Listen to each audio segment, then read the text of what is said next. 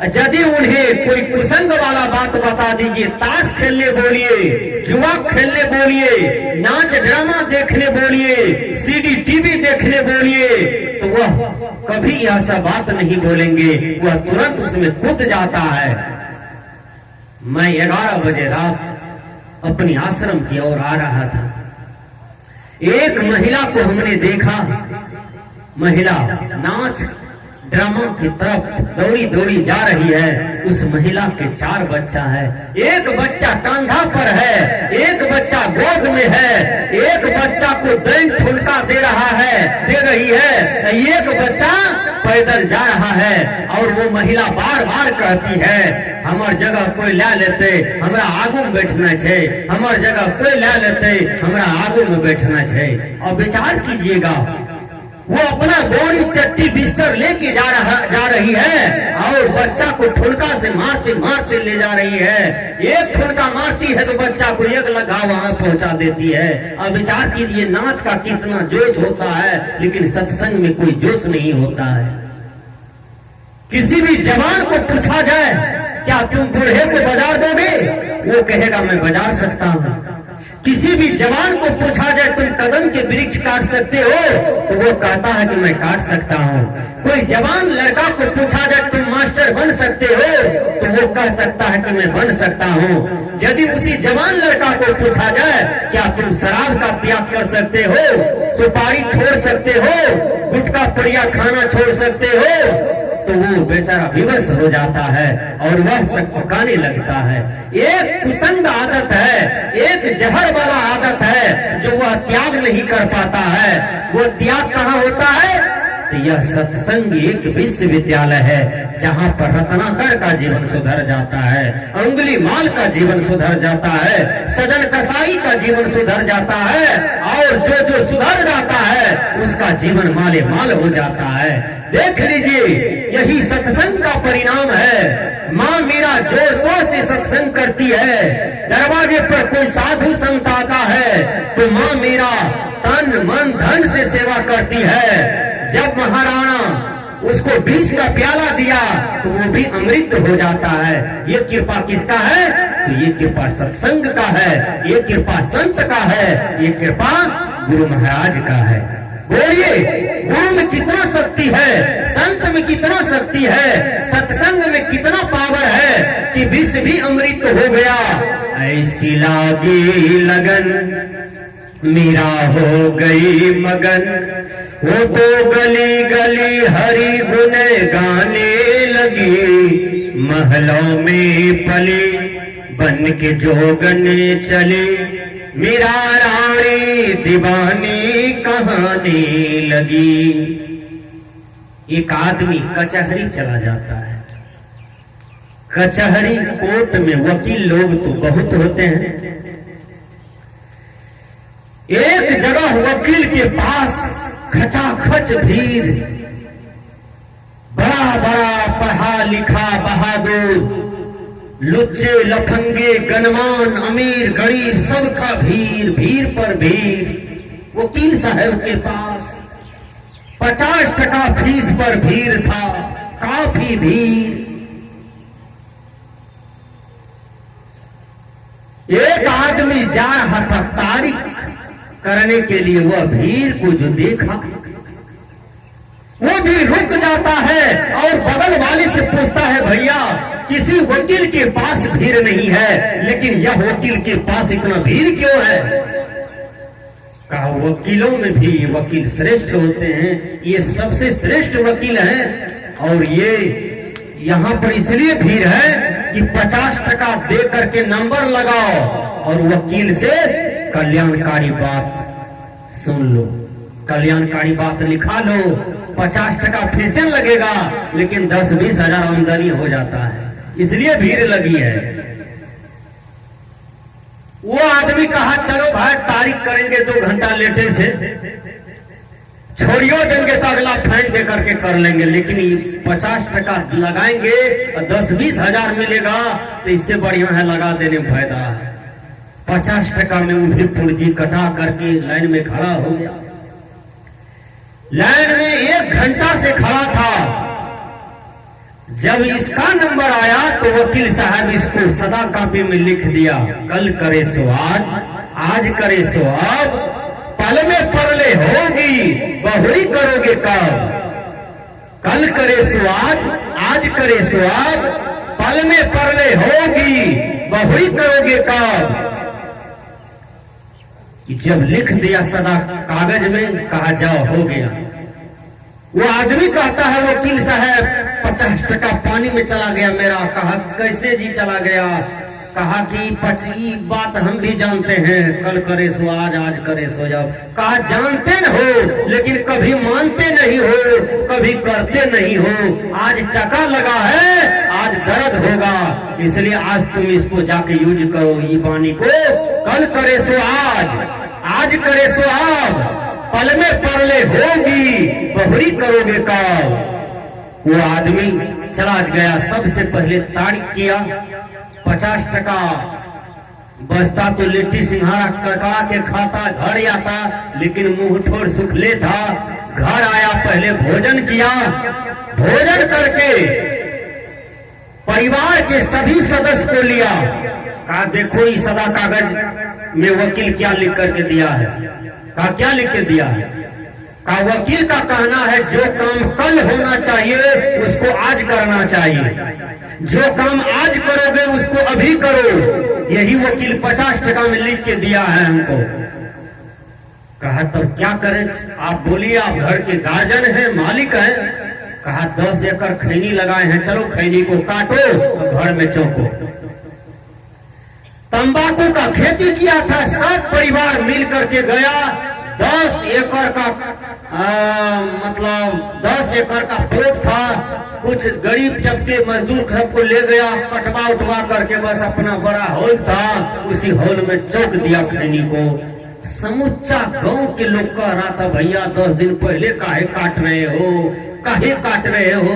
कहा 50 टका में आज एक चीज लाए हैं खरीद करके, उसी को यूज कर रहे हैं, फायदा होता है कि नहीं होता है। तो बेचारा सब खैनी को चौकवा दिया, सब तंबाकू को चौकवा दिया हॉल में। जब सब काम सेटल हो गया, फिर खाना उना बनाया, पूरे परिवार खा पी करके सो गया। रात को 11 बजे आंधी आ गई, पत्थर आ गया, खूब आंधी, खूब पत्थर आया। जिसका जिसका तंबाकू बाध में था, इतना पत्थर आया कि सब तंबाकू झड़ मर करके खेत में गल गया। ये आदमी है सुबह उठा, वो मोछ पिजावे कर रहे देखा कल 50 टका खर्चा किए थे, तब नहीं आज हमको आमदनी हुआ। और तू लोग का गया तंबाकू, तू लोग खेत में जाके रोबो। हम 50 टका कल कचहरी में खर्चा किए, लिट्टियों ने खाए, सिंघरों ने खाए, तब न फायदा हुआ हमको। उसी लिस्ट का हम प्रयोग किए थे कल, विचार कीजिएगा। तो गुरु का वचन जो है 50 टका का नहीं है, इसका कीमत कोई नहीं दे सकता है। गुरु के ज्ञान को कोई कीमत नहीं दे सकता है सजनों। लेकिन मान लीजिए उसी आदमी के तरह यूज कर लीजिए तो कितना फायदा होगा, कितना माले माल रहिएगा। कहा जाता है कि लंका में बहुत बड़ा राजा हुआ था जिसका नाम था रावण। रावण बहुत बड़ा विद्वान, बहुत बड़ा पंडित, बहुत बड़ा चतुर्वेदी, बहुत ज्ञानी भी थे। लेकिन रावण का यदि पतन हुआ तो पतन का कारण है रावण का अहंकार। आदमी को धन हो जाए तो कोई दिक्कत नहीं, लेकिन उसके जीवन में अहंकार नहीं होना चाहिए। अहंकार ही खतरनाक होता है। जिस आदमी को अहंकार होता है वो अपना भाई को भी नहीं पहचानता है। बेटी का ब्याह करता है लेकिन भाई को द्वार पर नहीं बुलाता है, अहंकारी आदमी का पहचान है। बेटी का ब्याह करता है, माँ बाप को नहीं पूछता है। बेटी का ब्याह कर रहा है, सगे बहन को नहीं बुला पाता है, इतना अहंकार में मोस्टेर रहा है। आदमी को धन हो जाए कोई दिक्कत नहीं, लेकिन अहंकार नहीं होना चाहिए। आदमी को विद्या हो जाए, अहंकार नहीं होना चाहिए। यदि अहंकार हो जाता है तो व्यक्ति सूरदास की तरह अंधा हो जाता है। फिर उसको यह ज्ञान नहीं रहता है कि कर्तव्य क्या है, अकर्तव्य क्या है। जब साधना का अहंकार नारद जी को हुआ तो नारद जी का दुर्दशा देखिए कितना खराब होता है। दुर्दशा तो रावण का हुआ, दुर्दशा तो कंस का हुआ, दुर्दशा तो दुर्योधन का हुआ। ये तीनों तो खानदान सहित विनाश विनाश कर मर गए। लेकिन नारद जी का दुर्दशा इतना देखने वाला है कि कहा नहीं जा सकता है। मैं बार बार ज्ञानियों से भी कहता हूँ, महात्मा से भी कहता हूँ, संतों से कहता हूँ, ब्रह्मचारियों से भी कहता हूँ, गुरुजनों से भी कहता हूँ कि आपको कितनों ज्ञान हो जाए, कितनों साधनों में कुशल रहें, लेकिन आप ज्ञान की साधना का भी अहंकार न करें। आप विनम्र रहें, सरल रहें, आपके अंदर में किसी भी प्रकार के विकार न आवे, अहंकार न आवे। यदि आ जाता है तो फिर आपको पतन होने से दुनिया की कोई शक्ति नहीं रोक सकता है। जब आपका पतन हो जाएगा, जो आदमी आज आपकी फोटो का पूजा करता है, कल आपकी फोटो को घोर के पास चूल्हा में जला देगा। आसाराम की फोटो फेंक फेंक करके लोग जला दिया, राम रहीम की फोटो को जला दिया, रामपाल की फोटो को जला दिया, राधा माँ की फोटो को जला दिया। तो एक जब आदमी कर्तव्य से गिर जाता है, चरित्र से गिर जाता है, फिर उसकी पूजा नहीं होता है। पूजा चित्र की नहीं होती है, पूजा तो चरित्र की होती है। राम का चरित्र का पूजा हो रहा है, बाबा मिही के चरित्र का पूजा हो रहा है, कबीर साहब के चरित्र का पूजा हो रहा है। विचार कीजिएगा, दुनिया में जितने भी महापुरुष हुए हैं सबके चरित्र का पूजा होता है। इंग्लिश के विद्वान ने कहा, good character is the main foundation of life. If wealth is lost, something is lost. If health is lost, something is lost. If character is lost, everything is lost. धन खोया तो कुछ न खोया, शरीर का स्वास्थ्य खोया तो कुछ कुछ खोया, लेकिन आपका चरित्र खो गया तो समझिए आपका सर्वनाश हो गया। चरित्र से गिर गए तो आपका सर्वनाश हो गया। विचार कीजिए, एक रति चारित्रिक दोष, एक रति चारित्रिक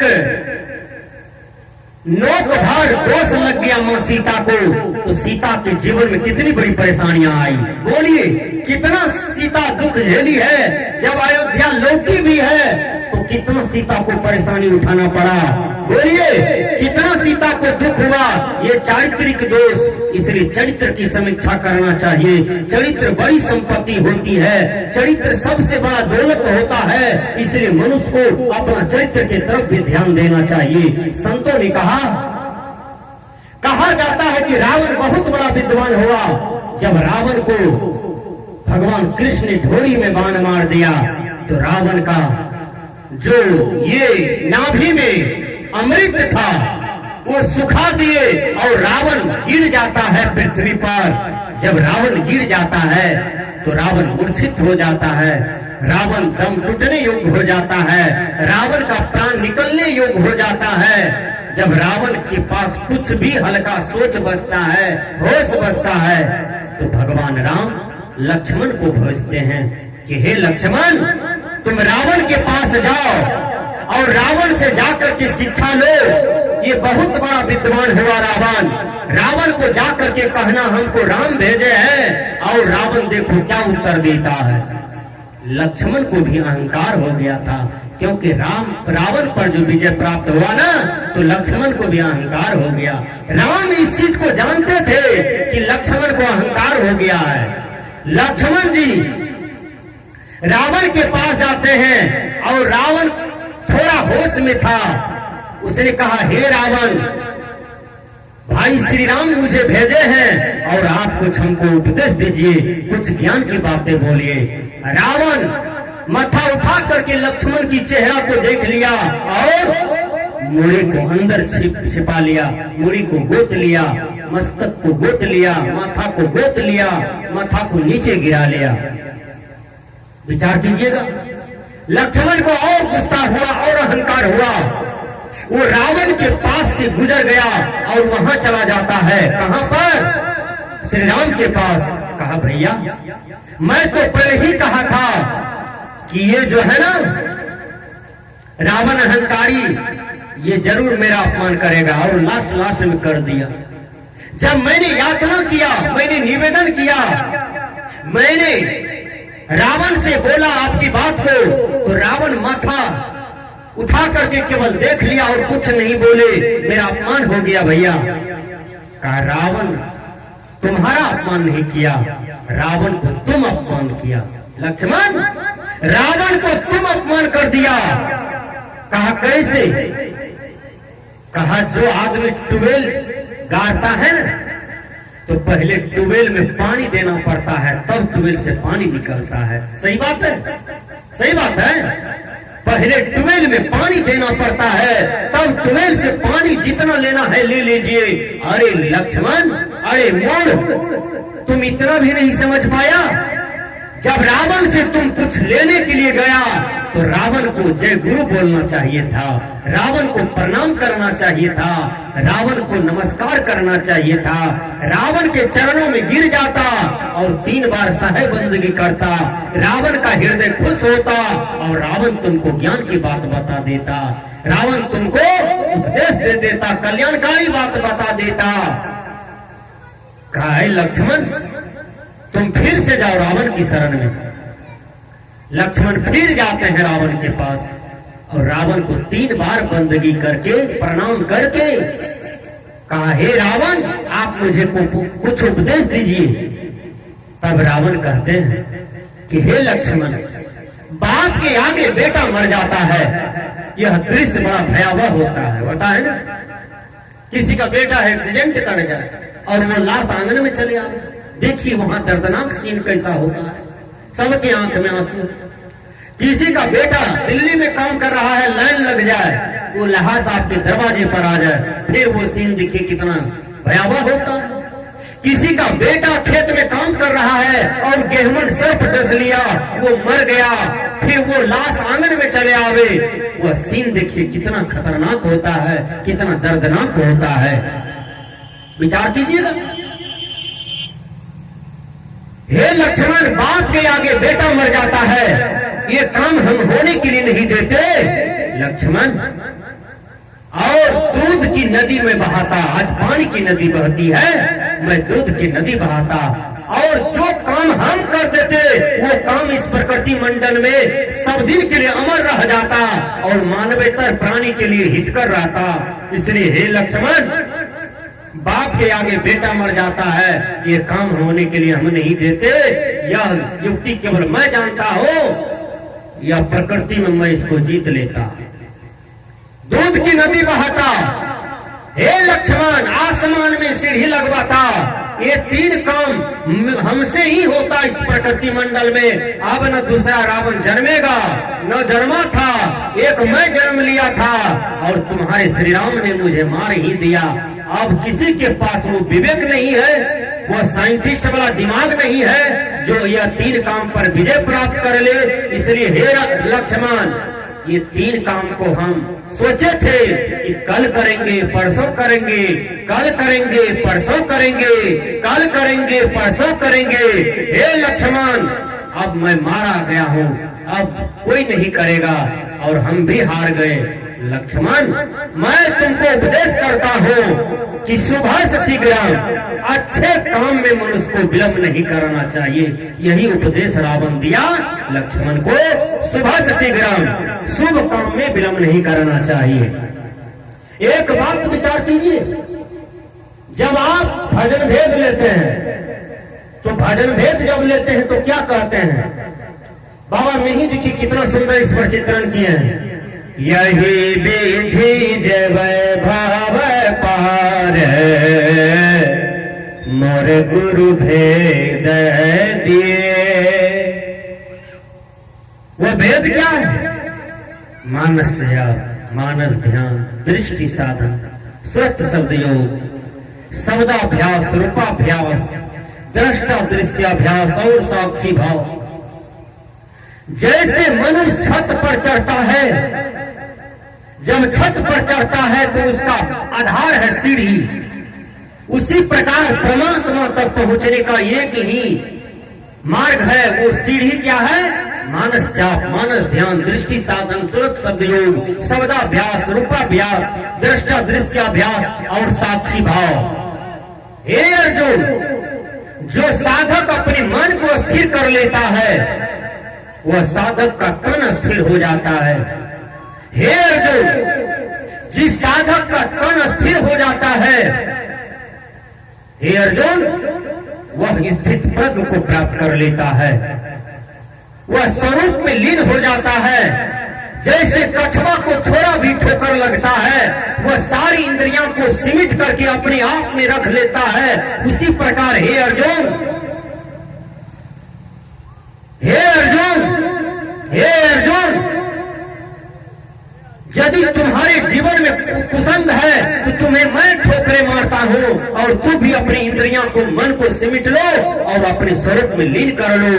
वो कछुए की चाल की तरह तुम्हारे जीवन को मुक्ति हो जाएंगे, तुम्हारे जीवन को शांति मिल जाएंगे, तुम्हारे जीवन को वह परम पद मिल जाएगा कि जिसके लिए तुम अनादि काल से ललायित हो, जिसके भी जिस परम पद को पाने के लिए तुम अनादि काल से दृढ़ाभ्यास, साधनाभ्यास, योगाभ्यास, ध्यानाभ्यास करते हो और प्राप्त नहीं होता है। इसलिए हे अर्जुन, तुम्हें सच्चे सद्गुरु मिला है, तुम वह परम तत्व को प्राप्त कर लो। सज्जनों, हमारे कहने का भाव है, हमने कहा था कि कल करे सो आज करे सो अब, पल में परले होगी बहुरी करोगे काम।